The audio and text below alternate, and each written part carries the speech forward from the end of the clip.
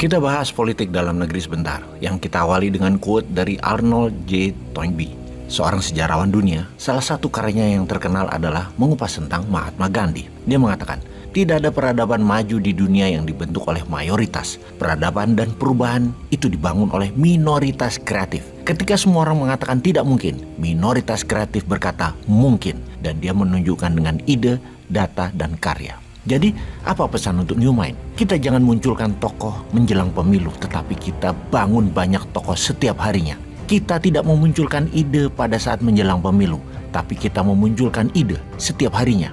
Kita tidak melakukan pencitraan menjelang pemilu, namun kita terus berkarya setiap harinya menyelesaikan masalah bangsa satu persatu. Banyaknya tokoh, banyaknya ide, dan banyaknya karya tadi akan mempercepat minoritas kreatif mengambil jalur kekuasaan. Yang mana untuk membangun kekuatan politik itu, langkahnya ada 3. Pertama, memperkuat diri sendiri. Kedua, memperkuat kelompok. Ketiga, memperkuat jaringan. Kemudian, tindakan segera New Mind adalah 1. New Mind tidak membuat kerumunan atau mengumpulkan massa, tetapi New Mind membangun barisan, membangun kelompok dan jaringan. 2.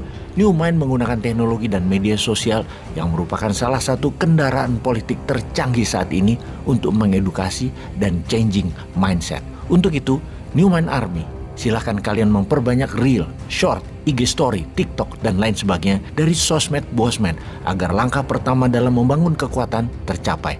Silahkan memanfaatkan kekuatan sosial media sebagai agen perubahan di tahun 2024. Oktober 2023 itu masih setahun lagi untuk masa kampanye tentang perubahan struktural agar membawa Indonesia ke peradaban baru. Setujukah Anda kalau di tahun 2045 Indonesia menjadi negara top 5 terbesar GDP-nya? Ini adalah sebuah pertanyaan di sebuah forum yang dihadiri 5.000 orang. 4.000 via online, 1.000 di ruangan offline. Minggu lalu di Surabaya. Jawaban saya adalah tidak mungkin Indonesia bisa menjadi negara 5 besar di tahun 2045 kalau mengelola negaranya seperti sekarang ini. Karena untuk menjadi top 5 dunia itu bagaikan ikut kompetisi Liga Champion.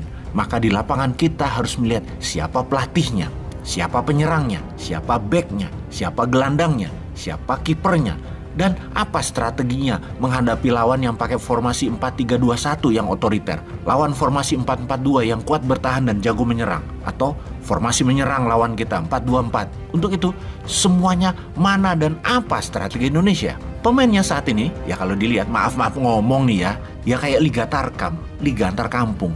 Itu juga belum tentu menang. Makanya untuk itu di tahun 2024 katanya Indonesia mau ada coach baru, mau main di Liga Champion. Ya kita lihat apa strateginya, lalu kita perhatikan mana pemainnya. Jadi juara nggak nanti Indonesia bisa kebaca dari awal pastinya. Sungguh, kalau kita mau jujur pada diri sendiri, zaman reformasi yang telah 25 tahun berjalan, jalan doang loh ya, nggak lari apalagi terbang.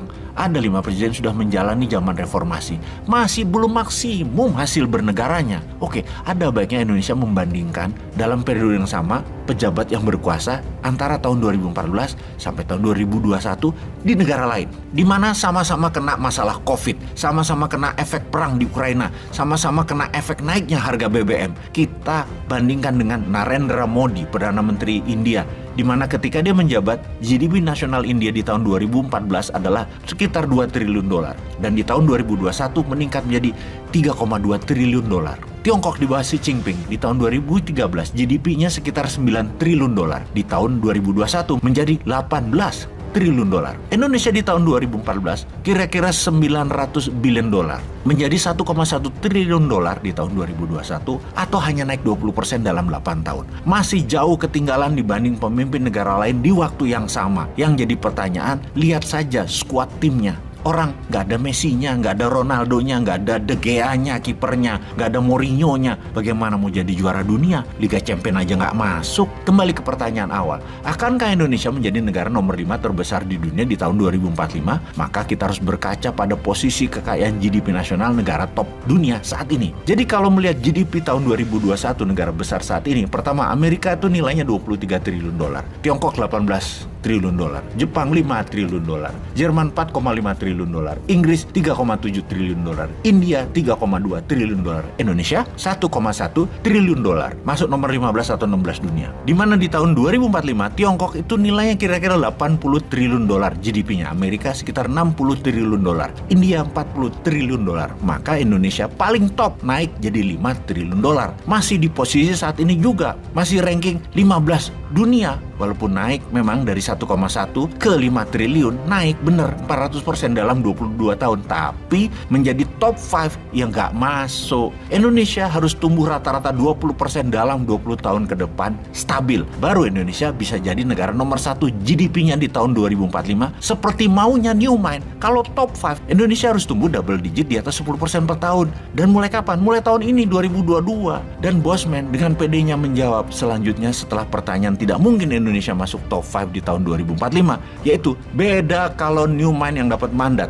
Beda, bukan hanya masuk 5 besar, tapi nomor 1 country in the world GDP-nya. Langkah kita pertama apa untuk membuat itu semua? Kita membuat rupiah menguat dulu. Bagaimana caranya? Pertama kita petakan kemana dolar keluar setiap harinya. Beli BBM, kemudian beli pupuk, beli pangan, beli bahan baku produksi, kemudian impor barang, dagangan konsumtif, dan lain sebagainya. Untuk itu semua mungkin 99%-nya bayar pakai dolar. Jadi kita mulai dari BBM supaya dolar tidak keluar untuk BBM. Bagaimana kita tidak impor BBM lagi? Nah, ini kita membangun yang namanya nation strategy, strategi nasional 10 tahun ke depan dalam bidang ketahanan energi. Kalau saat ini lucu, kita kurang memiliki oil refinery pemurnian minyak yang bahan mentahnya impor. Otaknya impor terus sekali ya.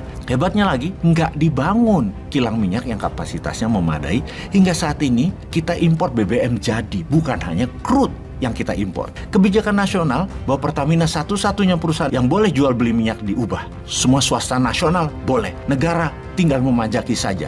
Saat ini Pertamina lembaga yang sangat tidak efisien. Bandingkan dengan Petronas yang sumber bahan bakunya 1/10 Indonesia atau 10% saja. Profitnya lebih bagus dari Pertamina. Jadi ikutkan swasta nasional membangun ketahanan energi nasional. Jangan dimonopoli Pertamina. Negara itu di atas Pertamina. Kalau sekarang Pertamina adalah negara, lah kebalik nggak tuh? Swasta harusnya boleh punya kilang minyak sendiri, boleh punya refinery sendiri, boleh punya distribusi sendiri. Swasta boleh bangun refinery berbahan baku kondensat, light oil, dan gas alam dikonversikan jadi BBM. Teknologi hydrocracking murah dan bisa skala mini. 10.000 barel per day ada, 5.000 barel per day ada, 1.000 barel per day pun ada. Dan ini bisa at site, di sumur tambang atau di bibir tambang, di mine mouth. Nggak ada biaya distribusi bahan mentah. Dengan mengubah semua kondensat dan gas alam Indonesia, ini bisa mengurangi unsur impor. Mungkin dari 800.000 barel per hari impor, jadi tinggal 200.000 barel per hari importnya. Strategi ini mungkin tidak menghasilkan dolar, tapi strategi ini mereplace, menggantikan impor. Pengaruhnya besar banget dalam fluktuasi mata uang karena mendadak demand beli dolar berkurang. Sekarang kebutuhan dolar malah negara sendiri yang beli. Lalu lucu, intervensi jual dolar di pasar, tapi besoknya dibeli lagi oleh negara untuk dana impor. Wes, kuapok mau kapan? Jal.